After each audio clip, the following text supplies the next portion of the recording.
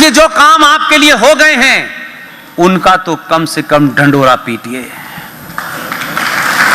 उसके बारे में तो बात कही। इसलिए मैंने कहा तारीफ करने में जो समाज कमजोर होता है उनके यहां हीरो पैदा नहीं होते हैं।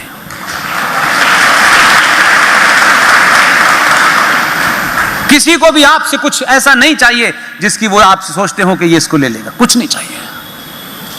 या आपकी तालियां और आपका प्यार है कि मैं आपके बीच में खड़ा हूं।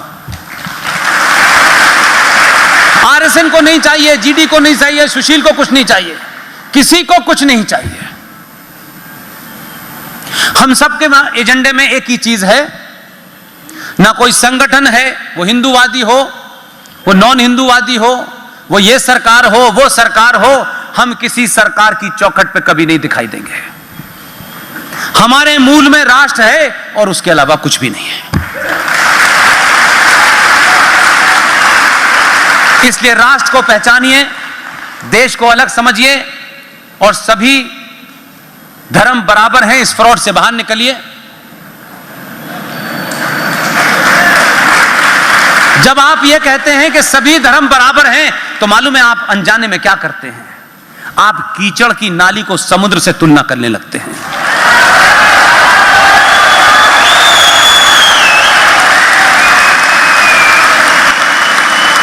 और मजहब क्या है? कोई भी मजहब क्या है? मजहब कभी पैदा हुआ, कोई 1400 साल पहले, कोई 2000 साल पहले। पैदा होने की डेट है, उसका कोई पैगंबर है, उसका कोई प्रॉफिट है, उसकी भी डेट है, वो भी पैदा हुआ। प्रकृति का नियम है, जो पैदा हुआ है वो मरेगा।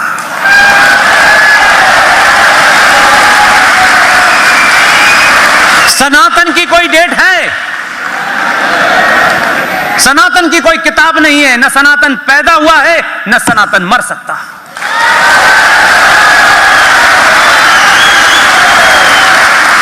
हम दुनिया के सबसे साइंटिफिक लोग हैं।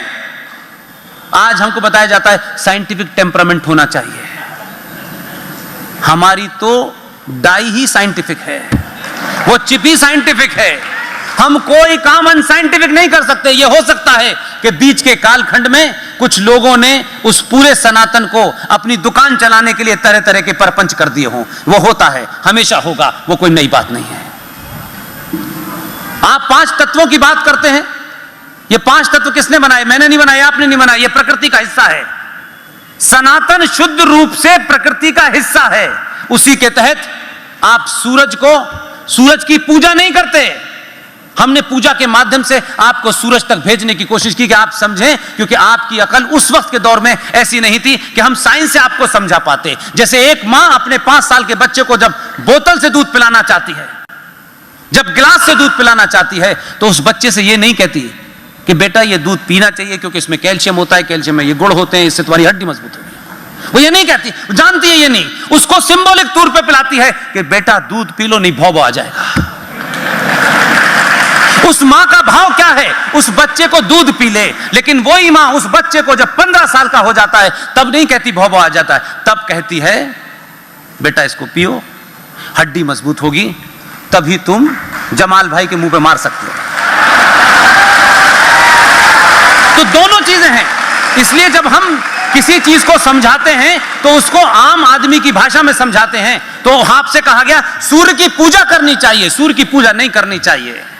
सूर्य किससे? जो आपको अग्नि मिलती है, जो ताकत मिलती है, जो रोशनी मिलती है, जो एनर्जी मिलती है, हाथ जोड़ के उसका धन्यवाद कर देना चाहिए। वो पूजा नहीं है, वो धन्यवाद है। इससे थैंक्स। आप जिसे ऑक्सीजन कहते हैं, आपके ऋषि मुनियों ने हजारों करोड़ों साल पहले पहचान लिया था, लेकिन उन्होंने जो नाम दिया था वो इस कालखंड में, क्योंकि एक जाहिल आदमी, एक पागल आदमी, एक इस्लामिक जिहादी इस देश में आया, खुद जाहिल,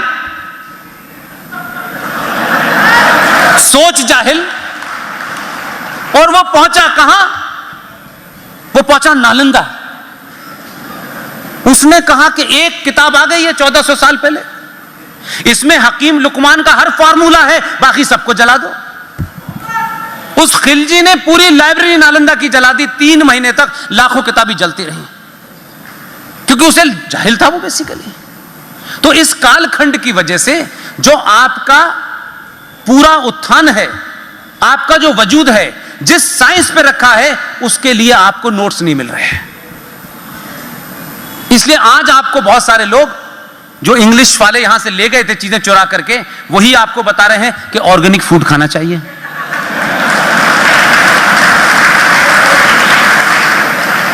तो सवाल यह है मेरे भाई, हमारे ऋषि मुनियों को पता था भाई कि क्लाइमेट चेंज क्या होता है, उनको पता था।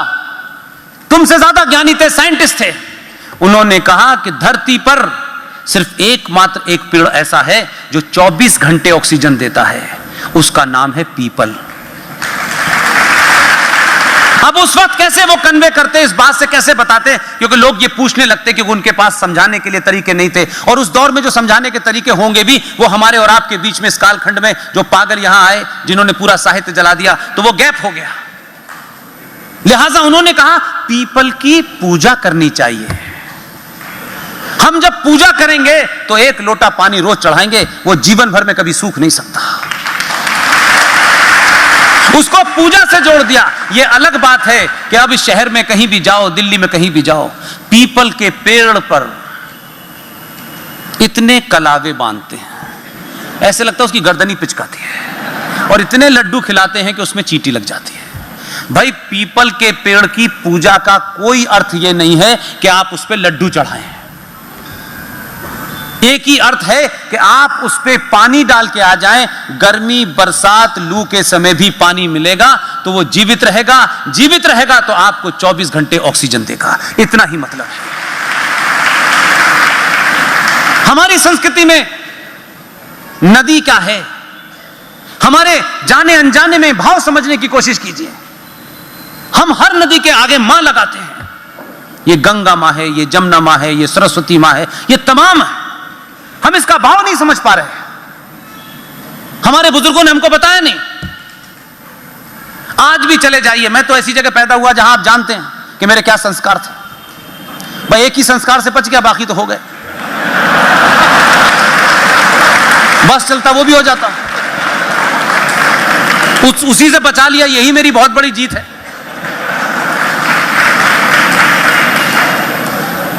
हमारे संस्कारों में, मैं जब बनारस जाता हूं तो आप अक्सर बैठ के देखिएगा, वहां कहां कहां से लोग आते हैं। इस बात को ऑब्जर्व किया मैंने कि मैंने कहा कि मेरी तो बैकग्राउंड ही नहीं ऐसी है। मैंने 22-23 साल तक तो मंदिर ही नहीं देखा था। क्या होता है मंदिर, पूजा वूजा क्या होती है, मुझे कुछ नहीं पता था। मुझ सिर्फ फर्राटेदार आप कुरान शरीफ सुन सकते थे, अजान दे सकते थे, नमाज पढ़ा सकता था। मैंने अक्सर यह देखा कि जो भी शख्स बनारस में, मेरी मां ऋषिकेश में रहती है, वहां जाता हूं मैं, हरिद्वार जाता हूं मैं, जो भी शख्स एक बार नदी के किनारे चला गया, मैं नहीं जानता कि वो कितना आस्तिक है और कितना नास्तिक है। जाने अनजाने में उसके दिमाग में है ये बात। हमारे यहां नदी के पास पहुंच करके हाथ से पहले पानी लेकर डालते हैं, तब पैर नदी में डालते हैं। सीधे नहीं डालते, सीधे पैर नहीं डालते, बाद में डालते हैं। इसलिए जितनी हमारी मां प्योर है, पवित्र है, उतना ही उस नदी को पवित्र रखना है। इसलिए उसे गंगा मां कहते हैं। उसके साथ आस्था को जोड़ दिया आपने, ताकि अपनी मां का जितना सम्मान है, उसकी जितनी पवित्रता है, इसको भी रखना है। लेकिन मजबूरी यह है कि जिन्हें यह काम करना चाहिए उन्होंने बताया नहीं, और आपने 10 दिन के अपने पूजा के फूल जाके उसमें चढ़ा दिए। आपके चारों पांचों, जो 5 आपके थे, पांचों को आप साइंटिफिकली देख लीजिए, उसमें शुद्ध रूप से साइंस से कुछ और है ही नहीं। हमारा शरीर भी 5 उससे बना हुआ है, 5 हिस्सों में बटा हुआ है। इसीलिए हमारे यहां चले जाने के बाद लोग कहते हैं 5 तत्व में विलीन कर दिया, जहां से आए थे वहीं चले गए। हमने अपने आप को हिंदू बनाने के लिए जिस्म के साथ छेड़छाड़ नहीं की। हम ये करेंगे तब होगा।